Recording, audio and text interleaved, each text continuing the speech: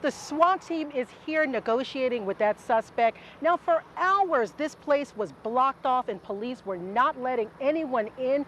From my point of view, there are about 16 mattresses stacked outside of the house. That's not including the ones that are stuffed inside the house. Derby police say an unknown male wearing a black ski mask walked here into this pawn shop and fired shots. When they pulled up here to the scene, there were heavy flames coming from the back of this house.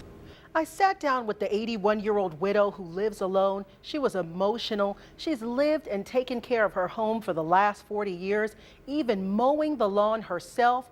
But cutting down these tree limbs is one task she says she just doesn't have the strength to do. So you can't even get funds for $16.23. He doesn't even have over $200 in his account. Tell me, like, what'd you do? Like, all right. I'm nervous. I'm on the phone with 911. I'm getting ready for somebody to come over, and then I'm like, there they are. They're coming over now. Oh my God. Here, you just turn it around so you don't so it doesn't like. So I hold on to this? Yeah, hold on to this. Guys, we should do a train. And we'll push you, okay? Dude, let's do a train.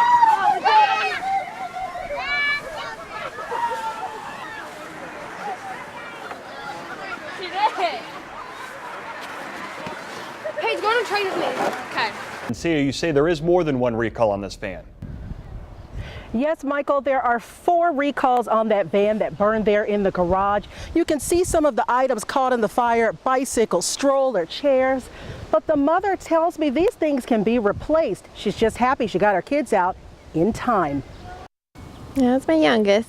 Tina Wazisco says she lost her van and her home in the last 24 hours, but it doesn't matter because she and her 4 kids are alive. Just ran out and with the kids, and then I just saw the smoke coming from the garage and thought, oh my, I'm glad we're all out of there. Tina had just pulled into the garage when she noticed her battery indicator light was on. After she got inside the house, she looked back out and saw her van on fire.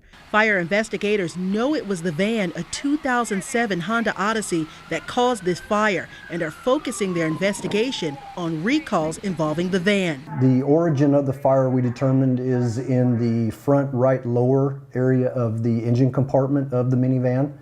So we pulled the VIN number, ran the VIN number, and we did come up with 4 recalls that were issued for that vehicle. This is the van in question. The recalls include computer problems that can lead to unexpected braking, but more recently, the fuel system, specifically a fuel pump cover the company says could lead to fire, but no fires have been reported. Tina says she just received a recall notice a few days ago. Hadn't opened it yet, but my best friend, she has a Honda too. And so she had just gotten that, and she said they don't even have the parts available yet. Tina says the whole situation is scary, but she's glad she didn't leave her kids in the car. It could have been a lot worse, and I'm just so thankful that my babies are okay. Investigators do believe that fire started in the van, and they are looking at those 4 recalls as one of the sources of that fire. Investigators hope to wrap all of this up in the next couple of days. In Derby, Nyorkor, Eyewitness News. This is the trap animal control set to try and catch that stray dog. If you take a closer look, you'll see the food is gone and the trap is closed. I spoke with one woman who tells me she saw the dog running around here last night. Just like the last 10 weeks, no one has been able to catch her. They call her Lassie because no matter what anyone does, she gets out of any situation, and she's been eluding animal control officers for months. Lassie would see that anything white, she knows, and she'll look, and then until it goes. Stray dog has been roaming around the Meade neighborhood for about 2.5 months. No one's claimed her, and neighbors say she's aggressive. It barks at people and chases people walking. George Theo Harris says he was riding his bike when the dog almost got him. The dog actually ran me into the street, and I was almost hit by a car. A car had to swerve around me. They say sometimes the dog hides in this bush, other times she falls asleep right next to the trap animal control set for her. Officers have been out 21 times since March trying to catch the dog. They've come close 7 times, even tranquilizing once, but she got away. The dog is such a threat, U.S. postal carriers have changed the way they deliver mail here.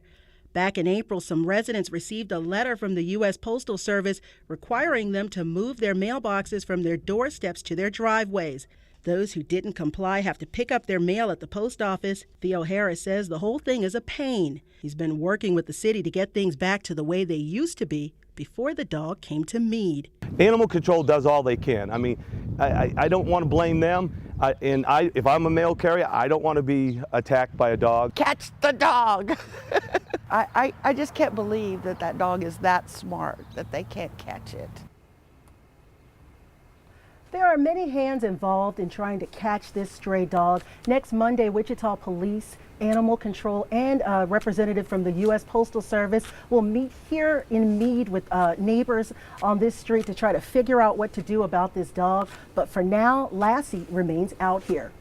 Pat Throckmorton says he built this fence to try and hide what he calls an eyesore on his neighbor's vacant property. I'm just tired of seeing the mattresses. I'd like to see it go away. When we first told you about this story back in March, that was the plan. But since then, Throckmorton says he has only seen more mattresses pile up. The city's Office of Central Inspection gave the homeowner a deadline of April 1st to clear away the mattresses, but the city admits it has not had time to enforce its order. Neighbors say that could be the reason new mattresses keep springing up. From my point of view, there are about 16 mattresses stacked outside of the house. That's not including the ones that are stuffed inside the house. The city would not go on camera to discuss the issue, but a city administrator tells Eyewitness News inspectors are inundated with dozens of calls daily. The next step for the city is to hire contractors to clean up the mess and then bill the owner. But Throckmorton says he's losing patience. I'm going to work at saying I want it condemned if they ain't going to fix it. And tore down, hopefully. In Southwest Wichita, Cia Nyorkor, KWCH 12 Eyewitness News. Many would say Dave Johnson has the respect of shockers all around the world. I am the original Woo. The 78-year-old came up with Wichita State's first mascot costume, Woo Shock. When I was out there as a cheerleader in 1954, there was no mascot. So he and another student designed one for less than $20. Tell us about the nose. Well, the nose I put in as a ping pong ball. I put a ping pong ball there, it was a yellow one. And I put a light bulb in it. The then art major was a cheerleader who traveled with the basketball team.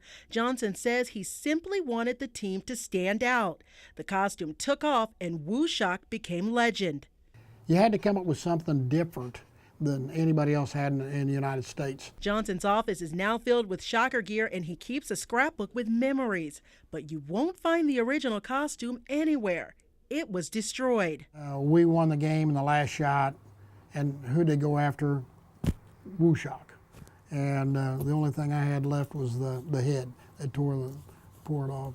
But they got physical with us. Today he makes his living as an auto dealer. He's not going to Atlanta for the Final Four, but he'll be cheering the team on here at home. Would you put on the Woo costume again? Oh, yes, I would. In Wichita, Cia Nyorkor, KWCH 12 Eyewitness News.